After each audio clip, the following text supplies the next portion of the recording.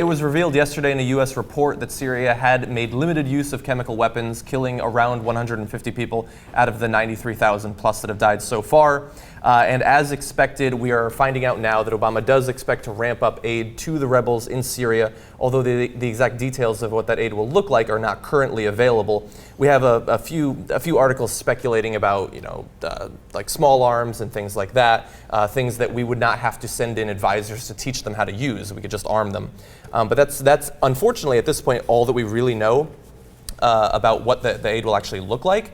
But we speculated yesterday, actually, about why this report came out, why it was revealed that the chemical weapons had been used. And you predicted at that point that it might have less to do with new information coming up and more to do with a more updated evaluation of the military situation and the fact that the rebels are losing. That very well might be true. Salon has an article where they're speculating the same thing. And we also find out at the same time that both Syria and Russia are, of course, as you'd expect, disputing the information about the chemical weapons that came out yesterday. Yeah. Of course. So Russia, in this case, is not to be trusted at all. And they've been selling arms to the Syrians. Meanwhile, telling us, let's go to Geneva and let's talk about peace. They're like, send them weapons. Send the weapons. Let's talk in a year. Right. And that strategy has unfortunately totally worked. It has allowed the Syrian government to gain a significant military advantage while we didn't do much. That's the purpose of talks strategically. When people say, they're going to talk. What you do when you talk is you dig in, you resupply. That's what they're doing. That's what they did every time. It's what everybody does. So it's a tough situation, a tough balancing act, because at some point you do have to talk and you do have to get to peace, but at the same time, talks are often used to resupply, and it depends on who's got a strategic advantage. They're not interested in talking out and getting to peace. They're interested in eliminating the opposition. Yeah. Well, the Syrians. There's no goal of talking. Yeah. And so that's why the rebels will often say, what are you doing talking? This talking has no sense. In this case, we're not anywhere near a resolution, so they have an excellent case to make. Now, and so when the Russians say, I don't think they use chemical weapons, you should dismiss that out of hand. They're not convinced. They're not convinced my ass. Yeah, but Syria says they didn't use it either. Oh, well, I didn't know that. Okay, my bad. So now on to what America should do. Yes, as the article points out, not only did the rebels lose a key city, Qusair, I believe, we talked about yesterday, last week. But now they're on the verge of losing Aleppo, which is much more important. And hence, we're in a bit of a panic here in the U.S. as to what we should do. But we might get to a fun disagreement. I don't think people in the U.S. are in a panic. No, the U.S. government. No, right. not the guy on Iowa. He couldn't care less. I don't think he cares. Yeah. He's like, Aleppo? What the hell is Aleppo? It's like watching Fox News. Come on, give me an update. Come on. What's happening in Syria? For Christ's sake, when are you going to give me another one? Okay, all right. But let's talk about what we should do. You're going to say, as usual, nothing, right? I believe in the Prime Directive and that we should totally strip down the empire and that we should be friends with friends and do non-military stuff. But I think if you look at the majority of our history in the last 60 years, we've reacted like somebody who has PTSD, a gun, and a bad alcohol problem when we deal with the rest of the world. And we need to tamp that shit down and come home. So here's an argument I'm going to lose. Okay, so let me agree with two parts of what you're saying to begin with in my losing argument. Number one, I get that China's been 10 times smarter about this. Like, we go blow up Iraq, we lose at least $1 trillion, we lose 4,000 to 5,000 guys, over 30,000 injured, yada, yada, yada. Let alone the Iraqis. Yeah, and we lose the entire Middle East in terms of they hate us now. And then China comes in quietly afterwards and says, hey, can I get your oil out of this? And Iraq's like, you gave me like 10 cents more? Great, here you go, right? Here's all of our oil. I mean, that's a million times better strategy. This is a bigger, more complicated thing than Obama just making it based on what's happening in Aleppo. This is real politics playing out in a strategic struggle between the Saudis and the Iranians, and also between ourselves and the Russians and the Chinese versus their new client states.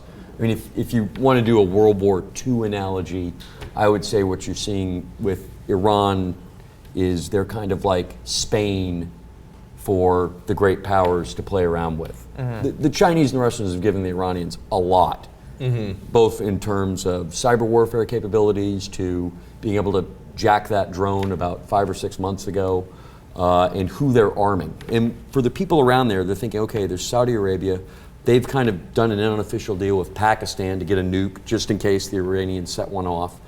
And everyone there is looking at, okay, the Russians are backing their client state to the hilt. They don't care what the world says. They don't care how many people have to die. We're looking for allies in the future. The Russians will stick by us.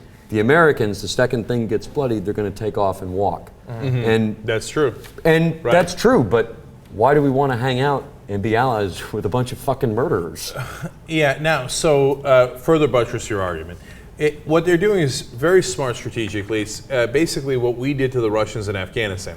Zbigniew Brzezinski under Carter thought, hey, if I arm the Mujahideen just a little bit, enough to take down a couple of Russian helicopters, the Russians will way overreact. They'll send their whole army into Afghanistan, and they'll crash their empire on the rocks of Afghanistan. So now, then Al-Qaeda took that strategy, used it against us. We just have to do a couple of big things, and it turns out they only had to do one huge thing.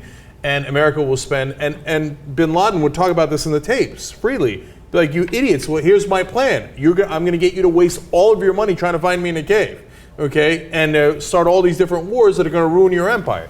And unfortunately, that's kind of what we did, right? And so now the Russians and the Chinese are using the same thing. They help Iran, they goad them, so that we waste all of our time and effort and et cetera. But we're doing on the Iran. same thing with the Israelis and the Saudis by saying, oh, Syria's a mess.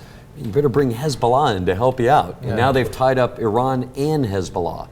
And the idea is to just keep them fighting, keep sucking them dry. But we never pay attention to the unintended consequences is we've taken a side once again in a sectarian conflict in the Middle East that Americans don't know about, don't care about. Syria is not part of our sphere of influence in the world, never has been, my guess never will be. And we don't really have that much at stake other than to make it worse for everybody. So all we've done is so far given your argument for not doing anything. But now let me finally turn around and Why we should. And it's, strategically, I don't know that I can make a great case for it, but morally, I can't stand doing nothing. And maybe that makes me a bleeding heart. 93,000 dead. Assad is clearly a dictator. If he's using chemical weapons, if we don't do anything, it sends the message, you got any kind of issue, there's no cop on the beat, okay? None whatsoever. You want to butcher everybody in the country, have at it, They're doing that anyway. If you want to drop chemical, biological weapons and murder kids, women, etc., have at it, Hoss. They've been doing it for a year. But look, we've been doing it for all of history, but we're trying to get better, right? And so historically, we have been getting better. We have been getting better, and partly because of exactly this kind of pressure that we put on people, right? So now I'm not saying ground troops. Ground troops is insanity. No way I would be in favor of that. It's counterproductive. It'll turn some of the Syrians against us. It'll get us in the middle of a civil war we can't possibly get out of. Going to Iran is an unbelievably bad idea for the reasons we discussed earlier, and it's totally unnecessary. And I know that there will be consequences and a price to pay on a no-fly zone. It's not cost-free, okay? Having said that, I would do a no-fly zone. I would arm as carefully as I could. No-fly zone, no way. You've got Russian ground crews with anti-aircraft weapons, so we're essentially going to be having the Russians taking pot shots at us. Yes. And So Obama, a no-fly zone. That's Obama right. is not the guy that's going to risk U.S. jets being shot down in Syria.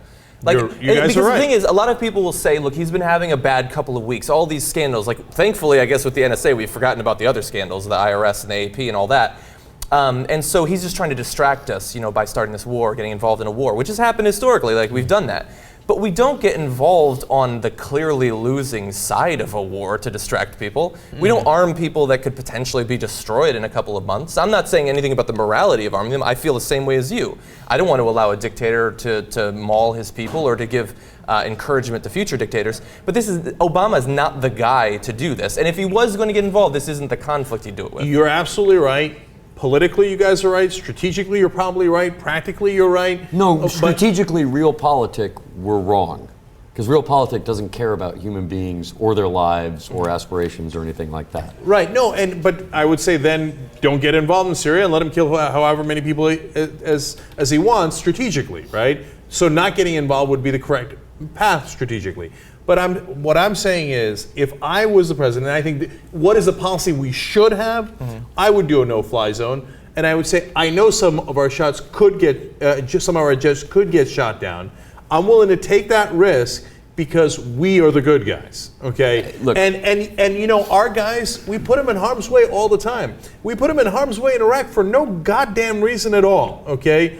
Here, we're going to put them in harm's way so that instead of 150,000 people getting killed, maybe, just maybe 120,000 get killed. Yeah. Just maybe a dictator doesn't survive. Just maybe the next time a dictator thinks about using chemical or biological weapons, he says, oh, remember when the U.S. came in and dominated the air, and when we dominate the air, it usually does have an effect. Play through the consequences if the rebels win in Syria and what's going to happen in the greater Middle East. Play through, think about it. What's going to happen in Lebanon? What's going to happen in Jordan? What's going to happen in Iraq? You're going to increase the sectarian tensions.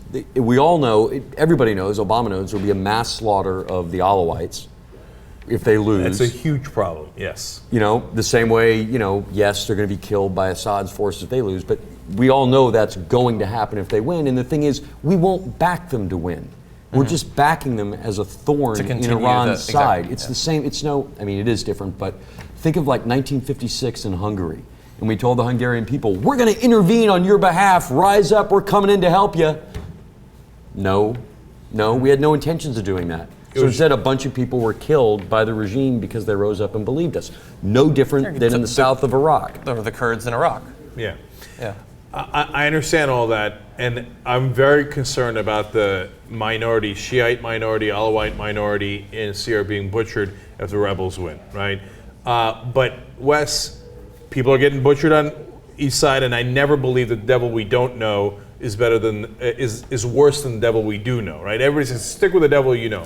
I think that's the most irrational saying of all time. I do too. I know that devil, and he's a freaking devil, and I know he's a butcher. So, and then finally, on the issue of instability in the region, well, whether Assad wins or the rebels win, we have the same instability. The Shia and the Sunni are basically at full-out war now throughout the Middle East. So it doesn't really matter who wins. That war will rage on. Yeah.